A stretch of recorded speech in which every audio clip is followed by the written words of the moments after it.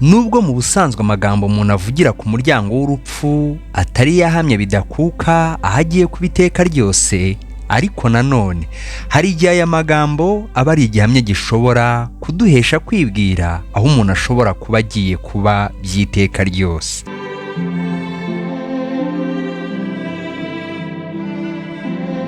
Muri Zaburi ya 73 ku murongo wa 4 hatubwira ko mu busanzwe abanyabyaha batabazwa mu ipfa ryabo, kahubwo imbaraga zabo zikomera. Ariko ukomeje hepfo ugasoza iki gice ubona ko iyo bakimara kuva mu mwuka, Uwiteka abasenya akabatsemba rwose, akabashyira ahanyerera huzuye ibiteye ubwoba by'uburyo bwinshi. Nubwo akenshi mu ipfa ryabo bakomera bakagira imbaraga, ariko hari igihe Uwiteka ajya yemera ko bamwe muri bo bava mu mubiri bareba aho bari kujya kandi bakanabivuga, kugira ngo ahari bibera abandi basigaye umuburo. Tudatinze ndagira ngo twinjire mu kurebera hamwe amagambo ya nyuma ya bamwe mu bapfuye bazwiho kutizera Imana. Hanyuma ku iherezo tuze no kureba amagambo ya bamwe mu bapfanye ibyiringiro mu Mwami Yesu. Muri ibi byose twibuke ko ibi byose bidahamye 100% aho aba bantu bagiye by'iteka ryose dushingiye ku magambo yabo ya nyuma, kuko no mu ipfa ry'umuntu biba bigishoboka ko yabeshya, bityo abasize nabo ku kiriyo cye bakamubeshya bamuvugaho ibyo gukiranuka nk'uko akenshi dukunda kubikora. Kuvuga ibyaha by'umunyabyaha ni uguca urubanza, niko bavuga. Ariko rero mumenye ko no kumwita umukiranutsi ngo tutiteranya nabyo ari uguca urubanza rwa kibera. Armand, umwanditsi utaremeraga ko n'Imana ibaho, ibyo akabikwirakwiza no mu rubyiruko rw'igihe cye ku buryo byatikije kwizera kwa benshi, ku iherezo rye yuzuye ubwoba bwinshi yagize ati: birakwiye ko nk'Imana ukubita umutima w'uyu mwicanyi. Nta kintu Uwiteka yanteza kirenze ibyo ndi kumva ubu. Agahinda ntewe n'ibyahise gatuma ntekereza ku gihe kiri imbere, kwicuza nterwa n'ibiri inyuma kuntera gutinya ibiri imbere, hanyuma ubwoba nterwa n'ibyo biri imbere bukansubiza mu kwicuza nanone. Ndakebaguza nkongera nkakebaguza, ariko nta karasire na gato k'umucyo mbasha kubona. Iyaba wabasha guterura na 1/2 cy'umusozi undi hejuru, icyakubera cyiza nuko watwikirwa ku giti uri muzima. Washimira Imana umuriro uboneshwa amaso, kuko wuzima mu cyimbo cy'umuriro w'iteka ryose uri mu mutima wanjye, kandi nkaba ntabasha kuwikuramo. Inshuti zanjye nazirogesheje amahame yanjye, ugusesagura kwanjye kwahinduye umwana wanjye umusabirizi. Kutagira umutima kwanjye kwisha umugore wanjye. Mbese hari ukuzimu kurenza uku? Nubwo bwose nagututse Mana, kandi warananyihanganiye. Icyambera cyiza nuko najya ikuzimu aho kureba uburakari bwo mu maso hawe. Undi muhakanamana Antitheus nawe amagambo ye ya nyuma agaragaza kwiheba kwinshi yari afite ubwo yari ku muryango w'urupfu. Ntundeke ngo mfe, ntibikabe ko napfa. Yewe muganga, niba ubishoboye ntabara. Umutima wanjye wuzuye ibiteye ubwoba, kandi byananiye kwitegura gupfa. Iri joro ubwo nari ndyamye nabuze ibitotsi, ishusho y'inshuti yanjye yambonekeye, ikingura igitambaro gikingiriza igitanda cyanjye, ihagarara ku birenge byanjye inyitegereza umwanya munini. Umutima wanjye waguye mu nda, kuko yari ifite ishusho y'abadayimoni, kandi mu maso ye harimo ubwoba bwinshi ndetse n'umubabaro ntashobora gusobanura. Amaso ye yarampanzeho, arangije azunguza umutwe agira ati: ye baba we, twakoze ikosa ryicisha. Nuko arangije afata cya gitambaro gikingiriza arakizunguza cyane, nuko ahita abura. Ndaguhamiriza ko ibi nabyiboneye kandi nkabyiyumvira. Dore reba, naho yafashe ku gitambaro gikingiriza hasigaye amaraso. Edward Gibbon wabayeho kuva mu mwaka w'1737 kugeza mu mwaka w'1794, akaba yari umunyamateka wanditse amateka yamenyekanye cyane yo kugwa k'ubwami bw'Abaroma. Nawe ntiyizeraga Imana n'ubutumwa bwiza. Dore amagambo ye ya nyuma: uyu munsi ushobora kuba ari wo wa nyuma ndiho. Ndemera ko kudapfa k'ubugingo ari inyigisho nziza, ariko rero ibyo byose sinkibibonye, ntacyo nahinduraho, byandangiranye. Ubu icyo mbona ni umwijima no gushidikanya. Thomas Hobbes wabayeho hagati y'1588 n'1674, akaba yari umufilozofe w'umwongereza uzwi cyane ku kuba yaranditse igitabo cyitwa Leviathan. Uyu muhakanamana yangeje benshi bo mu gihe cye, ariko se ku iherezo ry'umuhanda yari arimo yavuze iki? Iyi si yose iza kuba ari iyanjye, najyaga kuyitanga kugira ngo mbeho umunsi umwe, icyampa nkabona akobo kankura muri iyi si, ariko nanone mfite ubwoba bwo kujya mu mwijima. Captain John Lee wari ugiye kwicwa kubwo gukoresha impapuro mpimbano, nawe yari umuntu wagerageje kwihunza Imana, ariko ageze ku marembo y'urupfu yifuza ko byibuze yagira ibyiringiro byo kwizera. Yagize ati, uru rwibutso rw'agahinda nirwo nsigiye isi, yuko umumaro wose ibyo utunze byakugirira n'icyubahiro, ubwenge buba imfabusa, ubushobozi bugapfa ubusa, keretse iyo bifatanije no kwizera Imana n'ingeso nziza. Ye baba we, iyaba byibuze nari mfite ikibanza giciriritse kuruta ibindi mu ijuru, naho wenda nakibera mu nguni yacyo.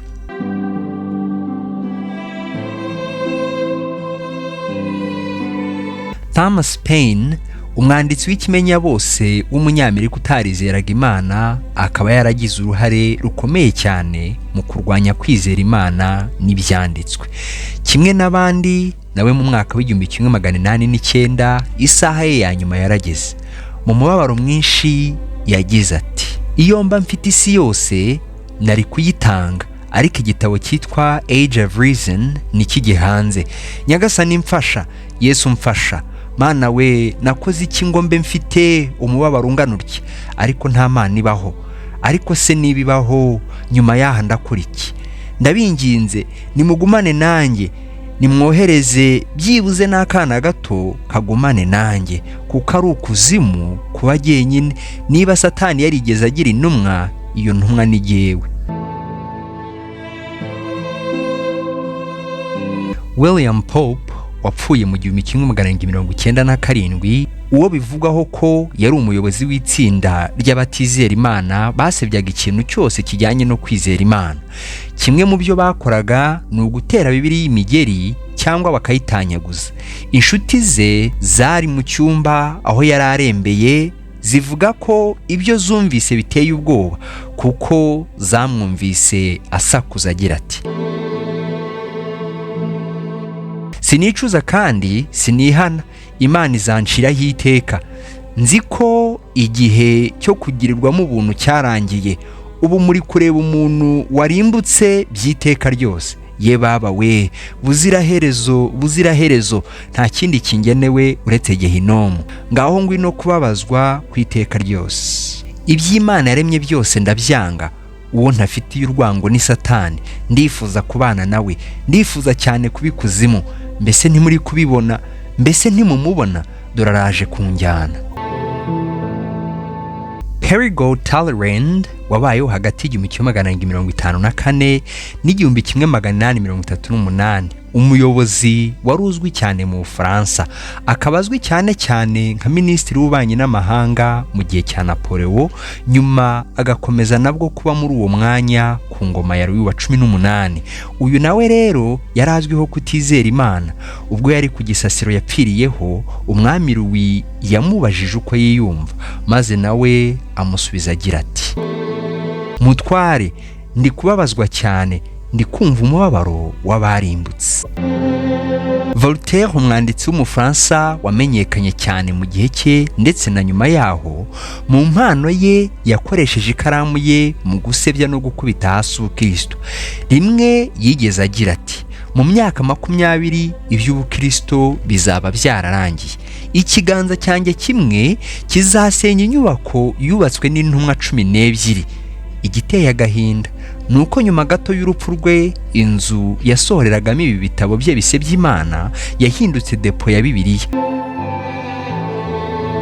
Umurwaza witaga kuri Voltaire yamuvuze hati, naho nahabwa ubutunzi bwose bw'i Burayi sinifuza kuzongera kubona umuntu utizera Imana apfa. Umuganga wamwitagaho Trokim ategereje ko Voltaire apfa avuga ko yasakuzanije ubwihebe bwinshi agira ati, yaba Imana n'abantu bose barandetse, ndaguha 1/2 cy'ibyo ntunze ariko umpe amezi 6 y'ubuzima maze njye kuzimu nawe ujyane nanjye, yewe Kristo, yewe Yesu Kristo.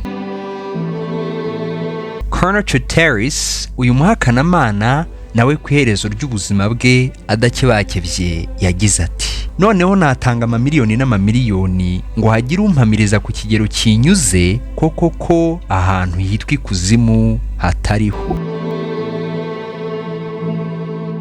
Hamwe n'ibi rero, bamwe mu bo dushobora guhamya ko bari abana b'Imana nabo hari amagambo bavuze ashobora kudukekesha amaherezo yabo. Twibuke ko ijambo rya nyuma umuntu avuze akiri mu mubiri atari ryo rihamya bidashidikanywaho ahazamara iteka ryose, ahubwo muri ibi byose hahirwa bapfa bapfira mu Mwami wacu ngo baruhuke imihati yabo, kuko imirimo yabo ijyanye nabo ibakurikiye.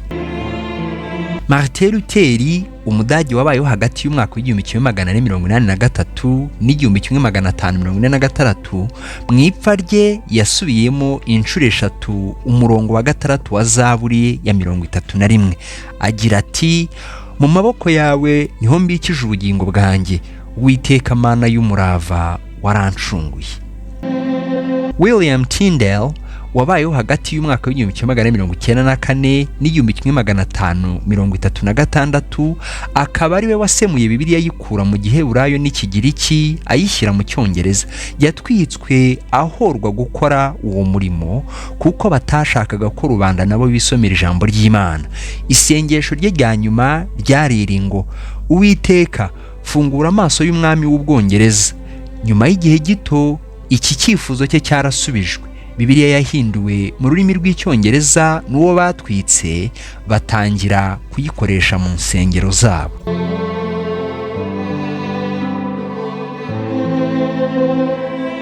Mbere yuko tugera ku magambo y'umuntu wa nyuma turi burebeho muri iki kiganiro, uwo muntu akaba yaramenyekanye cyane bitewe n'igitabo yanditse.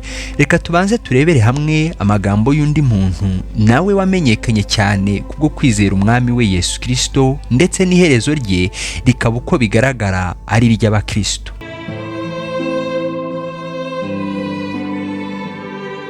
Mu mwaka w'1924 mu mikino ya Olympique yaberaga mu mujyi wa Paris ho mu Bufaransa, hari umusore watangaje isi yose. Eric Henry Liddell wavutse ku wa 16 z'ukwezi kwa mbere mu 1902, avukiye mu Bushinwa kuko ababyeyi be bari abamisiyoneri mu Bushinwa, nubwo bwose bari abaturage b'igihugu cya Scotland kibarizwa mu Bwongereza. Ababyeyi be nubwo bari bakiri mu Bushinwa, Liddell we n'umuvandimwe we babohereje ku ishuri biga babamo mu Bwongereza. Ku ishuri nta wamuhigaga iyo byageraga mu gukoresha igihe gito mu marushanwa yo kwiruka, gusimbuka ahantu harehare no gusimbuka intera ndende. Hamwe n'ibi byose yari na kapiteni w'ikipe ya cricket n'iya rugby. Amaze kujya muri kaminuza ya Edinburgh, yagiye mu ikipe y'abarushanwa mu kwiruka, nuko agumya gutsinda ariyongeza kugeza ubwo abantu bamuhimbye agashambagizo k'umunya Scotland uguruka, nko kuvuga ko mu kwiruka kwe yasaga n'uguruka. Hamwe n'ibi byose, Eric uko yabonaga uburyo yabwiraga abantu iby'umwami we ngo bahindukire bakire umujinya uzatera. Umunsi warageze rero ku itariki 6 z'ukwezi kwa karindwi mu mwaka w'1924 ngo Eric ahamiriza isi yose iby'ukwizera kwe. Mu mikino ya Olympique yari iri kubera mu mujyi wa Paris, Eric nawe yari yagize amahirwe yo kuhagera kandi yagombaga kwiruka muri metero 100. Izo yari asanzwe anashoboye cyane hashingiwe no ku bindi bihe byari byaratambutse. Ariko rero yahuye n'imbogamizi ikomeye cyane. Dukomeza mwibuke ko muri aya marushanwa Eric igihugu cya Scotland cyose cyari kimuhanze amaso ngo agiheshe ishema. Mu cyimbo cyo kwitabira amarushanwa ngo yegukane umudari, yigiriye gusenga kuko uwo munsi ari wo yari asanzwe asengeraho kandi akumva ko ari umunsi udasanzwe akwiye kubaha. Birumvikana umutoza we n'igihugu cyose muri rusange ntibyabanejeje, ariko kuwa 11 z'ukwezi kwa karindwi n'ubundi muri ayo marushanwa yahisemo kwiruka muri metero 400 ubundi ataramenyereye, bityo akaba yari afite amahirwe make cyane yo gutsinda. Ariko yaragerageje ararushanwa, birangira abaye uwa mbere, ndetse igihe gito yakoresheje muri ayo marushanwa cy'amasegonda 46.6 hashira imyaka 12 nta wundi muntu urakigezaho. Eric ku myaka 22 yakoze ikindi kintu kirushijeho gutangaza kurusha kwanga kurushanwa ku munsi yeguriye kubana n'umwami we. Nubwo bwose yari amaze kubikimenya bose, yafashe umwanzuro utangaje wo gusiga byose yari amaze kubona, afata urugendo rugana mu Bushinwa kuba umumisiyoneri ngo yamamaze iby'urukundo rwa Kristo n'iby'umujinya uzatera. Mu mwaka w'1941 Minisitiri w'Intebe w'Ubwongereza yaburiye abaturage bose b'Ubwongereza kuva mu Bushinwa bagasubira mu Bwongereza. Umugore wa Eric n'umwana wabo bagiye muri Canada, ariko Eric we asigara mu Bushinwa yigisha abato ijambo ry'Imana, afasha abakuze n'ibindi.